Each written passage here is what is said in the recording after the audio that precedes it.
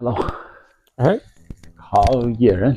Jo. Tusen takk for at du kom med meg på kanalen min, Jo. YouTube om samme språk.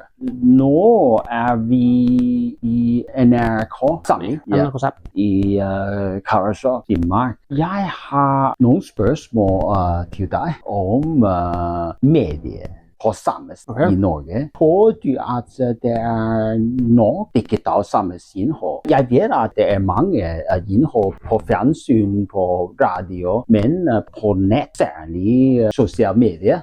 Det nok digitalt innhold på samisk? No kanssa on kuestis että arvai saamisesta tuolla mihan rakka ollut saamisesta tuolla läpi mutta tuskin saa voida araket anembu jolla man keskuudella on että puhtaat siis tuolla mutta no sosiaala medioita han alakkarat että iäja puhtaat tahan että mi puhtaat sosiaala medioita för att översätta det till norsk då så man kan ju aldrig få nog samisk innehåll och till sociala medier så vi producerar ju inte för sociala medier vidare. Så det där det ju håll på att si privata aktörer som gör det på egen håll. Men det är ju inte något samisk språklig innehåll där heller. Det vi för exempel bidrar med är att vi har en egen YouTube-kanal som heter Junka som vi lagar speciellt till sociala medier. Men utom det så har inte vi specifikt innehåll till sociala medier. Men det är ju selvfølgelig få som producerar på samisk till sociala medier. Och vi har ju många samiska språk. Det som vi snackar här uppe i Finnmark för exempel är ju nordsamisk. Finns det också längre sör så har vi Bodområdet, så har vi Vulusamisk och Sörsamisk i Trøndelagsområdet. Men det är ju större också det området. Och så finns det massa andra samiska språk. Så tillsammans så är det ju ni som brukas fortsatt idag. Vad är utfordringene med att fremme samisk digitalt innhold, særlig bland ungdom? No paljon sama haastattelussa mun Iera sistuolussa. Nuora han väljit sistuolu. Meillä sillä börja. Han har varit miraktan sistuolu mai mejähk. Ei sitten. Se just sama haastattelussa mutta Dannegolla kun mä oon ollut sistuolu Iera kielellä tuossa tarkili ja englanniskili ihan keu hitä puolella. Det on sådär. No tällä haastattelussa rakit tarvii buori sistuolu mai. Nuora väljit samiela sistuolu. Så nej på norsk. Tack. Alltså det är samma utfordringar för allt annat innehåll egentligen att ungdom har ju massa att välja så och de har samma krav till samisk innehåll så hvis du ska ha innehåll på samisk så må man laga det lika bra som lagar annat innehåll så det är den största utfordringen är att klara att laga innehåll då, som träffar de unga och som de väljer och som de också har lust till att dela med andra. Carl Jørgen, jeg har noen spørsmål til deg om deg selv. Okay. Vokste du opp med å snakke samisk som morsmål? Joo, on kaldakin. On har lähtö. Vihkotti muussa siike Davi Samgiella ja Darugiella mu etnikielä. Ne saadaan pääs koistikielä ruofna. Mu oppan ja veljon halan Samgielan ja etnin ja ähtsin fast Darugi. Ja mun läppä Karasjos pääs. On norsk. Ja. Tack. Så ja, jag har samisk morsmål. Men jag har varit så pass heldig att jag har vuxit upp med bägge språken, alltså både nordsamisk och norsk för med mamma och med mina syskon så har vi alltid snackat samisk hemma och med pappa så har jag snackat norsk så två språk.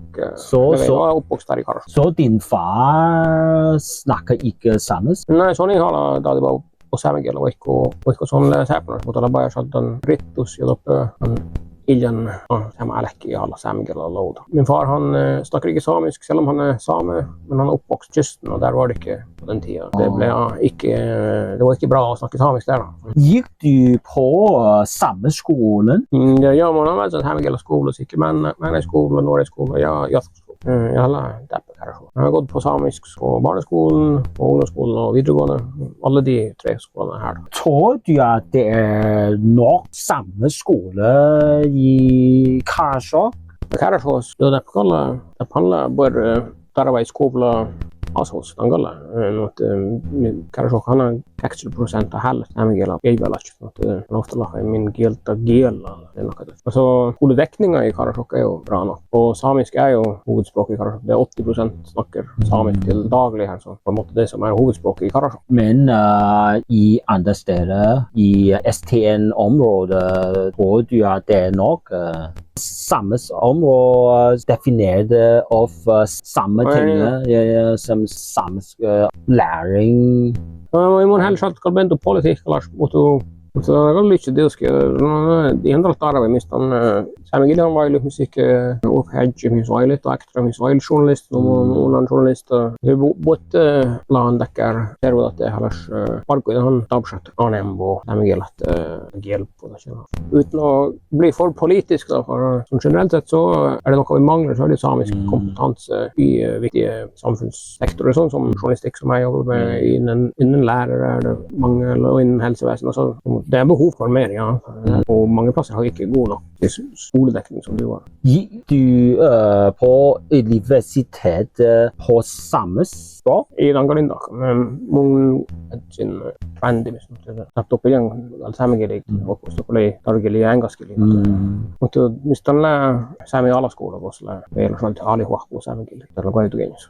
Nej, jag hade ikke samisk språk på universitet, for jeg gikk i Trondheim på NTNU, og der har man ikke samisk undervisning på Trondheim? Ja, norsk og engelsk. Men i Kautokeino så har vi jo en samisk høyskole, og der foregår også undervisning på samisk. Fra 1 til 10, hvor viktig er samisk språk for deg som same? Det er godt å la meg en hodja mutta mun jakkan olla loi mun näillä huimausalash. Tässä on vuosikin taski mun län ja det ligger jo just Blomke hjemme. Det er et spørsmål jeg ikke har fått før, men jeg tror jeg må si tid for en stor del av hvem jeg er, og de gangene jeg møter folk som har lært seg samisk senere, betyr det jo veldig mye for meg, og det viser at det er verdi i språket.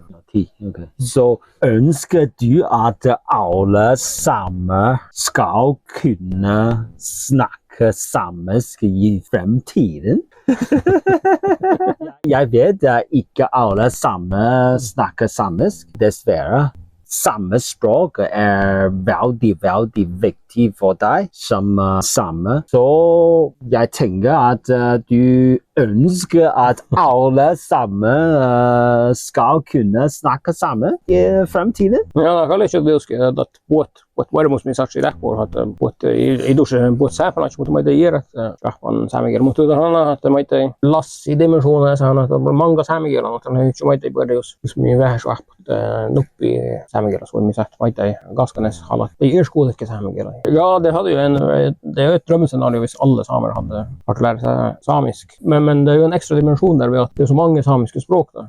Extra ting för att sätta till det drömscenario hade ju varit att vi samer också klarer å lære oss fra de andre samiske språkene, sånn at det er mulig å kommunisere på hvert samiske språk med de forskjellige samiske språkbrukere. Ja.